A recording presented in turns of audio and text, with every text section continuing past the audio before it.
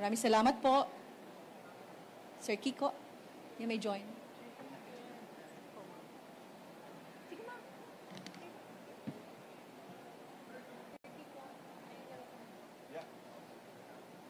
Siguro so.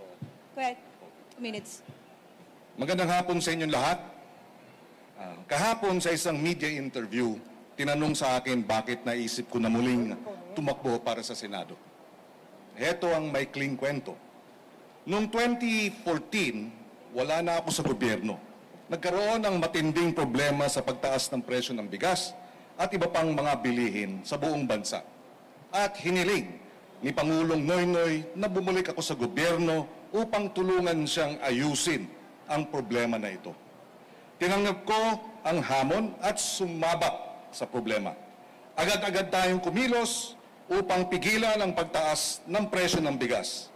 Kabilang sa mga hakbang na ito na isinagawa natin sa loob lamang ng 3 buwan.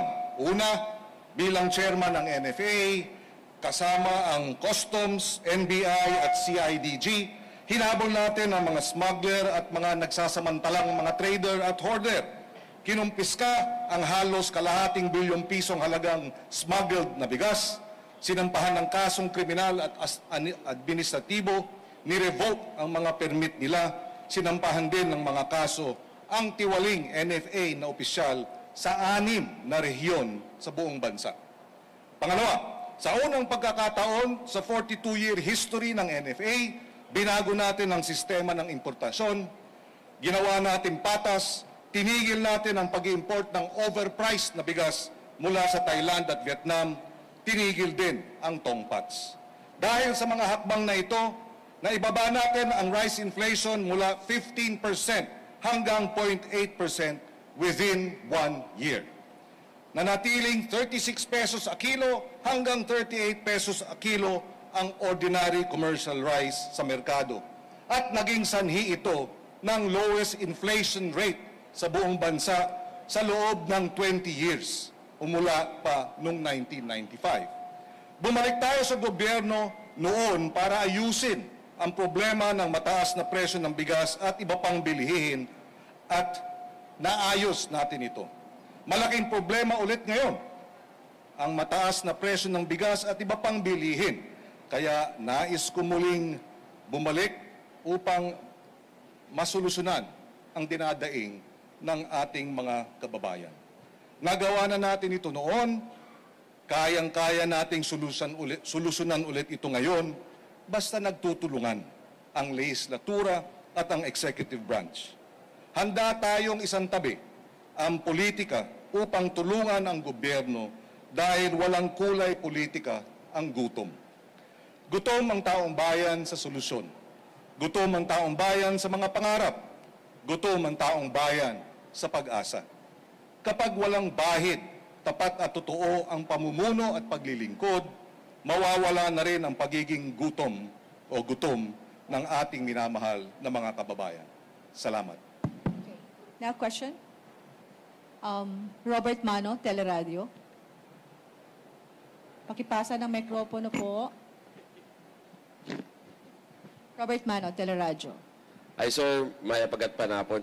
Sir, given the chance na makabalik kayo sa Senado, nung pong bago nyo iniwan ito, constitutional amendments po, yung inyong hinawakan na komite, kapag balik ninyo at ang binabagit nyo po sa talumpati nyo ngayon ay about the food security, ito po ba magiging banner ninyo ngayon sa pagbabalik Senado ninyo, yung hello pagkain na nababasa namin sa inyo sa social media? And then, last question, sir, nung campaign niyo for the vice presidential race, malaki yung naging role ng kabataan. Ngayon po, paano nyo pa rin ihimukin yung mga kabataan na iboto kayo at ano yung plano nyo sa kanila? Thank you.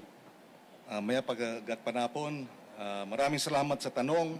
Yung unang katanungan, nung tayo tumakbo noong 2022, ang ating naging advokasya ay hello pagkain, goodbye gutom. Dahil matindi ang problema ng gutom sa ating bansa. At halos mahigit 1 dekada na tayong ang ating advokasya ay pagsasaka, pangingisda, food security. Naniniwala ako na hindi tayo maaring umabot sa developed nation status and magkaroon ng sustainable economic growth bilang isang bansa kung napapag-iwanan ang agrikultura at ang pangingisda. Unless we address the gaps in the agriculture and fisheries sector, we will never reach developed nation status and we will be unable to achieve food security. Mataas ang presyo ng pagkain. Nagawa natin ang paraan nung tayo ay Food Security Secretary na ma-manage ng tama ang ating bigas na siyang naging dahilan para magkaroon ng sabi ko nga kanina, lowest inflation rate in 20 years. It can be done with good governance, with effective political will, going after yung mga nagsasamantala, yung mga kasabwat nila sa gobyerno, kayang gawin. We were able to do it then because buo ang suporta ni dating Pangulong Aquino, Noynoy Aquino, sa ating mga reforma. Walang dahilan para hindi magawa ngayon.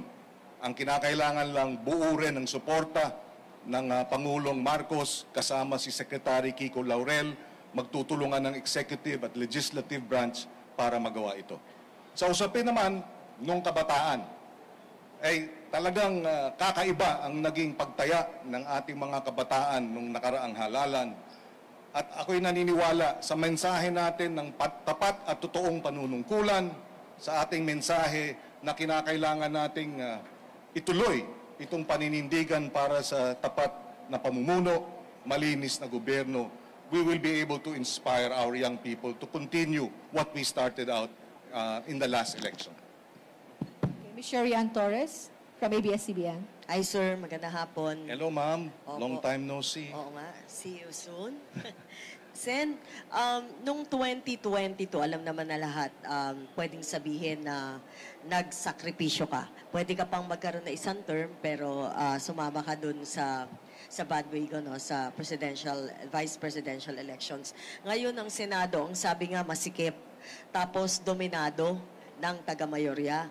Paano nyo tatrabahuhin na magkaroon kayo ng espasyo pabalik sa Senado, considering na, yun nga, solong bet ng LP, tapos sa mga survey, lumalabas na sa baba.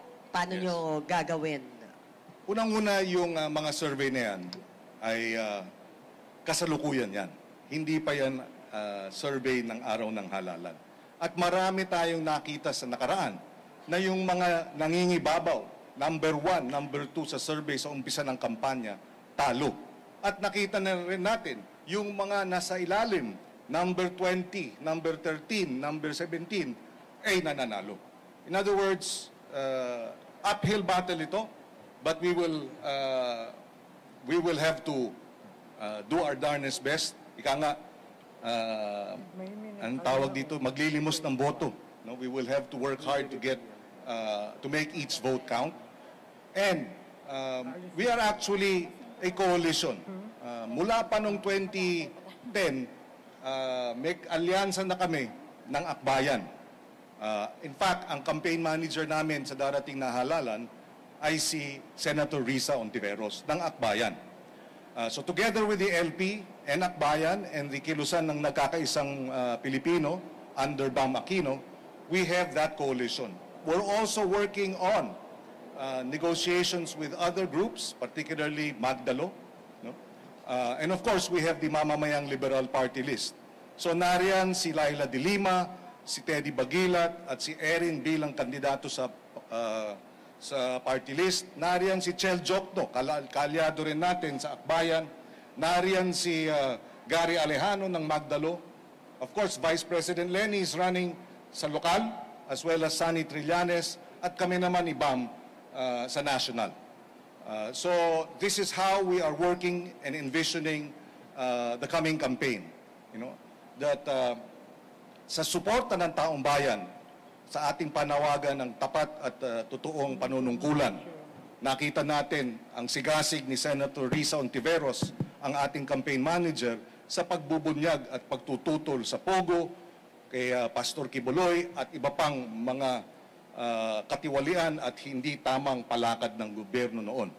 And dahil dyan, naniniwala kami na makakakuha pa tayo ng dagdag ng suporta sa mga kababayan natin. And we envision this to be a three-cornered fight. that's what we will work on. Kami, yung grupo namin, of course, ang administrasyon at ang grupo ng kampo ni Duterte. Last question na po yun, sir. 10 seconds. Okay. Okay. I have 10 seconds? Yeah, 8 minutes. Yeah, Oh. 10 seconds. Well, yun na lamang po siguro. Ako'y muli nagpapasalamat sa COMELEC at sa ating mga kaibigan sa media sa pagkakataong ito. I'm sure hindi ito ang huli. Magkikita pa tayo ulit. At nais ko rin... Nandun na po yung asawa. Nais ko rin batiin ng misis ko dahil nandyan siya. Yun na lamang po. Magandang hapon sa kanila lahat at maraming Salamat din, Thank sir. you. Senator. Senator, one last photo op po sa gitna.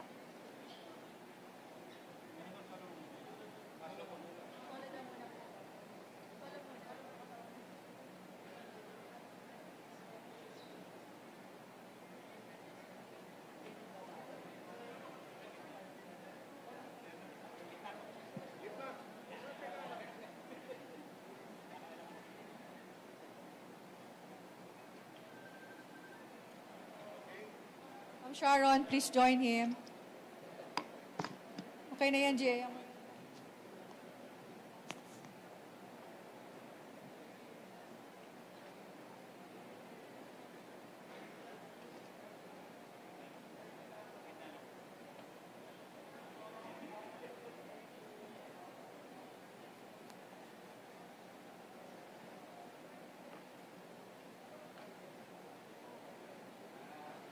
Maraming salamat po.